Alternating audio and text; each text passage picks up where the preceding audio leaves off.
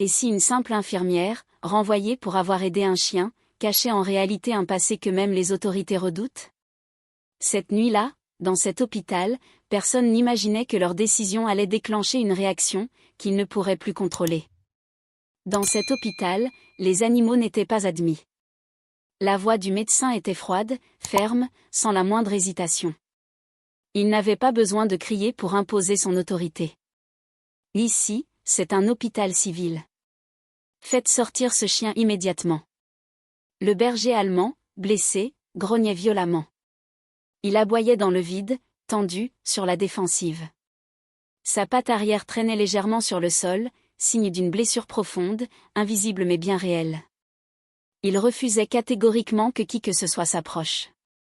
Dans son fauteuil roulant, un vieil homme nommé Monsieur Samuel serrait les accoudoirs, les mains tremblantes. Il est dressé, il n'attaque pas sans raison, il est juste blessé, s'il vous plaît. Mais personne n'osait s'approcher. L'atmosphère des urgences était déjà chaotique, alarme qui sonne, téléphone qui vibre, patient qui afflue. Pourtant, autour de cet homme et de son chien, un vide s'était créé. Une zone de tension que personne ne voulait franchir. Cet animal est dangereux, lança sèchement le médecin. S'il attaque quelqu'un, nous serons responsables. Faites-le sortir. Le chien, nommé Rex, se plaça instinctivement comme un bouclier entre son maître et le personnel. Oreilles plaquées, croc visible, prêt à défendre. C'est à ce moment-là qu'une jeune infirmière, discrète jusque-là, observa la scène. Elle s'appelait Lina. Nouvelle dans le service, elle portait encore son uniforme impeccable. Beaucoup ne faisaient même pas attention à elle. Mais elle observait tout, la respiration du chien, sa posture, la manière dont il ne quittait jamais son maître des yeux. Quelqu'un murmura près d'elle. « N'interviens pas, laisse la sécurité gérer. » Mais Lina avait déjà pris sa décision. Sans précipitation, elle s'avança. Pas de geste brusque.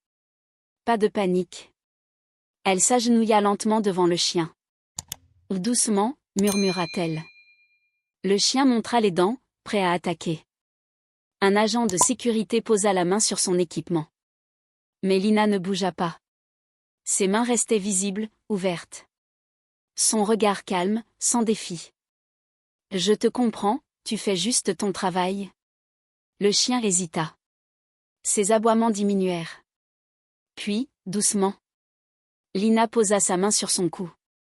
Un silence total envahit la pièce. Contre toute attente, le chien se calma. Il se rapprocha d'elle. Comme s'il lui faisait confiance. Lina examina alors sa patte avec précision. « Ce n'est pas cassé », déclara-t-elle calmement. « Probablement un ligament touché, douloureux, mais soignable. » Le médecin s'approcha, agacé. « Vous n'êtes pas autorisé à faire ça. »« Je m'en occupe », répondit-elle simplement.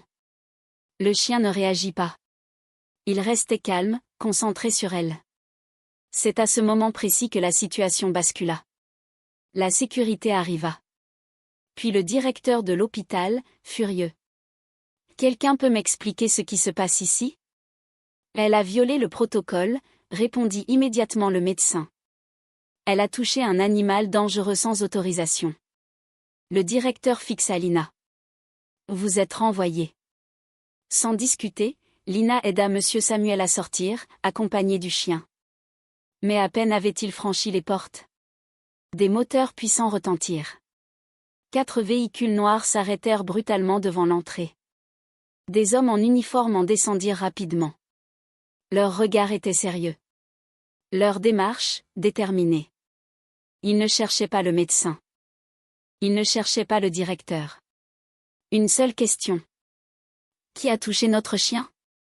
Le directeur fixa intensément Lina et demanda d'une voix froide si c'était vrai. Pour la première fois depuis le début, elle releva la tête, le regard calme, sans aucun regret, et répondit simplement que oui. Son ton se durcit immédiatement, l'accusant d'avoir mis l'hôpital en danger et d'avoir ignoré les ordres directs d'un médecin supérieur. Lina ne broncha pas et répondit avec la même sérénité qu'elle avait seulement évalué une blessure et apporté les soins nécessaires. Le directeur répliqua sèchement que cette décision ne lui appartenait pas lentement, elle retira sa main, tandis que le chien restait immobile, apaisé, respirant calmement. Après un long soupir, le verdict tomba sans appel, elle était renvoyée, et devait vider son casier immédiatement. Un silence pesant envahit la pièce, les regards remplis d'incrédulité, mais Lina ne protesta pas. Elle hocha simplement la tête, se leva, essuya ses mains sur sa tenue et se tourna vers le vieil homme, l'invitant doucement à partir. Troublée, il lui dit qu'elle n'était pas obligée de faire cela, mais elle répondit calmement que si.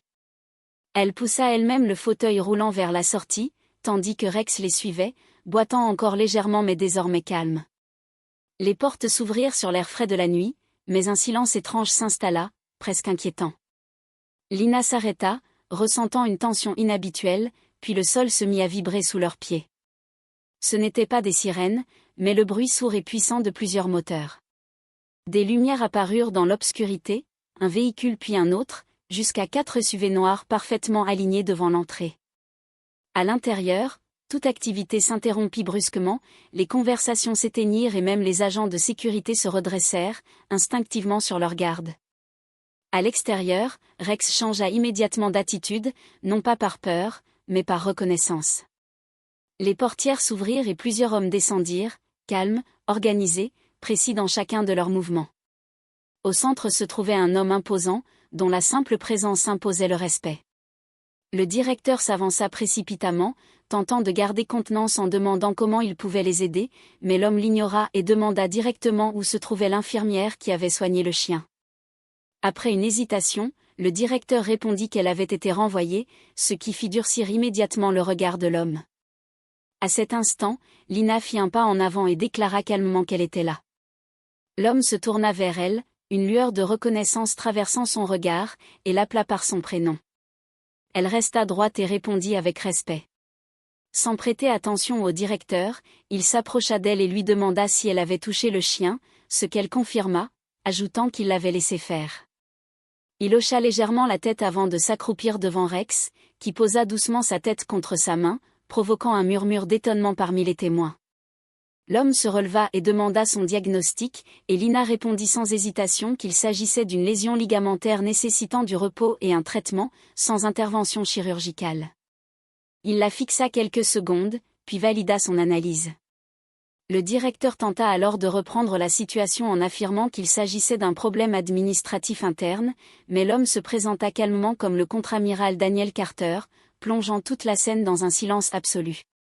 Le directeur pâlit, réalisant son erreur, tandis que l'amiral expliqua que le vieil homme était un ancien commandant ayant perdu l'usage de ses jambes en sauvant des soldats, et que le chien était un chien militaire hautement décoré toujours en service. Le choc fut total, mais Lina resta immobile, concentrée sur le chien. L'amiral remarqua que l'animal lui avait fait confiance, ce à quoi elle répondit simplement qu'il souffrait.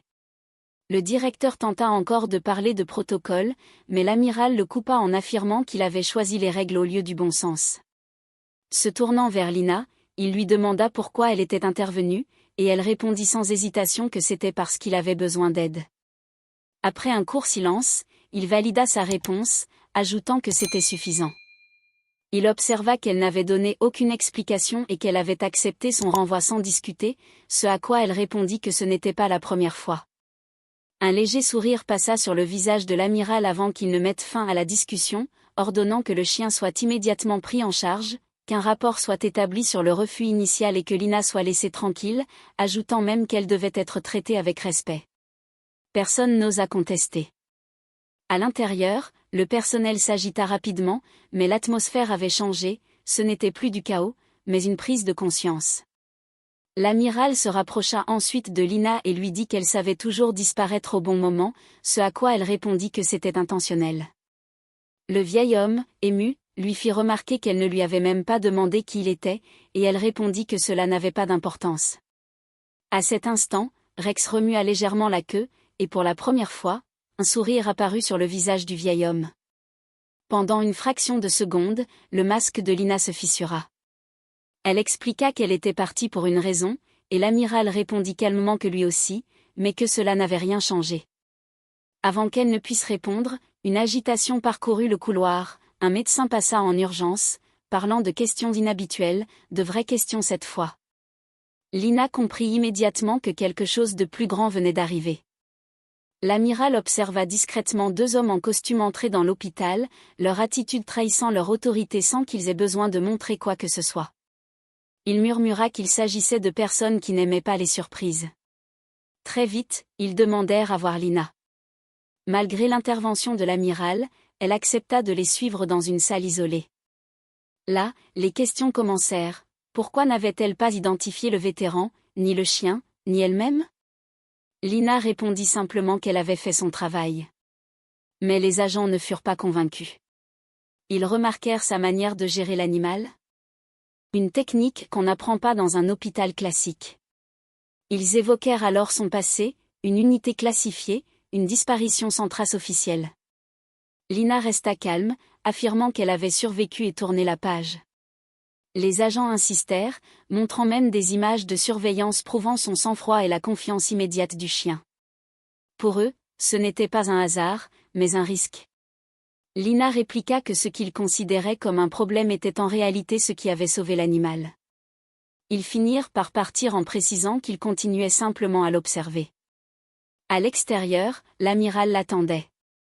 Elle confirma qu'elle allait bien, consciente que ce genre de surveillance ne s'arrêtait jamais. Peu après, une infirmière arriva en courant pour annoncer que le chien allait déjà mieux. Lina ressentit alors un soulagement profond. Mais ce n'était pas tout, le vétéran, soutenu par deux aides, se tenait debout pour la première fois depuis longtemps. Ému, il expliqua qu'il avait voulu essayer. Leurs regards se croisèrent, chargés de respect. À l'extérieur, les médias s'étaient rassemblés, attirés par l'événement.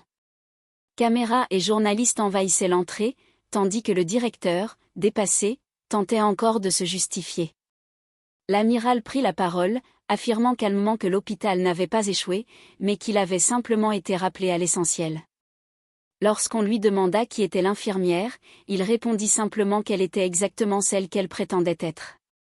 Le vétéran salua, le chien à ses côtés, et l'image marqua profondément tous les témoins.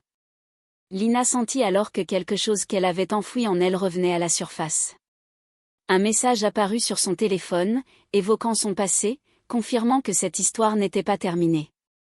Au lever du jour, l'hôpital semblait différent, comme si la lumière révélait tout ce que la nuit avait caché. Lina reprit son travail comme si rien ne s'était passé, mais les regards autour d'elle avaient changé. Le respect avait remplacé l'indifférence. Le directeur, épuisé, tenta de retrouver son autorité, mais ses mots n'avaient plus le même poids. Le vétéran, désormais plus droit, et le chien, calme et vigilant, imposaient une présence que personne ne pouvait ignorer. Un jeune médecin vint s'excuser auprès de Lina, reconnaissant qu'il avait eu peur. Elle lui répondit simplement que la peur était normale, mais qu'il ne fallait pas la laisser décider. Plus tard, l'amiral lui annonça qu'aucune poursuite ne serait engagée contre elle. Ce n'était pas de la clémence, mais de la reconnaissance. Ensemble, ils quittèrent l'hôpital sous le regard respectueux du personnel. Le vétéran les remercia, saluant Lina avec dignité. Elle répondit avec simplicité, rappelant que seule la souffrance comptait, pas les titres. Lorsque le directeur tenta d'annuler son renvoi, Lina refusa. Elle expliqua qu'elle ne voulait pas revenir dans un endroit où la compassion était considérée comme une faute. Elle voulait travailler là où aider quelqu'un ne dépendait pas de règles rigides. Plus tard, elle termina tranquillement son service, sans chercher à récupérer quoi que ce soit, puis quitta définitivement l'hôpital sans se retourner. Le vétéran, prêt à partir, la remercia encore une fois, soulignant que gagner la confiance était plus difficile que sauver une vie. Des semaines plus tard, l'histoire circula, mais sans nom ni détails précis, laissant place aux spéculations. Lina, elle, avait déjà avancé. Dans une clinique plus simple, avec moins de règles mais plus d'humanité, elle continuait son travail dans le silence. Et quand quelqu'un lui demandait comment elle savait quoi faire, elle répondait simplement qu'on lui avait appris à observer. Parce qu'au fond, les vrais héros ne cherchent pas à être vus, ils choisissent simplement d'agir quand cela compte vraiment. Les jours passaient, mais quelque chose avait changé. Dans la petite clinique où Lina travaillait désormais, tout semblait plus simple, plus humain. Moins de règles, moins de pression, mais surtout, plus de regards reconnaissants. Pourtant, au fond d'elle, elle savait que ce calme n'était qu'une pause. Un matin, alors qu'elle terminait de soigner un enfant blessé, une voiture sombre se gara discrètement devant la clinique. Pas de sirène. Pas de bruit. Juste, une présence. Lina leva les yeux. Elle comprit immédiatement. Il l'avait retrouvé. Un homme entra. Pas en uniforme. Mais son regard, elle le connaissait. On t'avait dit que ça ne s'arrêterait pas, dit-il calmement. Lina ne répondit pas tout de suite. Elle continua de ranger ses instruments, comme si la situation était normale. Je ne suis plus celle que vous cherchez, finit-elle par dire. L'homme esquissa un léger sourire. C'est justement ça le problème, tu le hais toujours. Un silence s'installa. Dans la pièce voisine, un patient riait. La vie continuait. Mais ici, tout venait de basculer. On a besoin de toi, ajouta-t-il. Lina croisa les bras. Vous avez toujours besoin de quelqu'un, jusqu'au jour où vous l'effacez. L'homme ne nia pas. Cette fois, c'est différent. Elle leva les yeux vers lui. C'est ce que vous dites à chaque fois. Il fit un pas en avant. Un chien militaire a survécu grâce à toi. Un ancien commandant s'est relevé grâce à toi. Et maintenant, plusieurs vies sont en jeu. Lina sentit son cœur se serrer. Je ne fais plus partie de ça. Mais ça fait toujours partie de toi. Ces mots restèrent suspendus dans l'air. Elle savait qu'il avait raison. Et c'est ce qui la dérangeait le plus. Dehors, le vent se leva doucement. Comme un rappel. On ne quitte jamais vraiment certaines choses.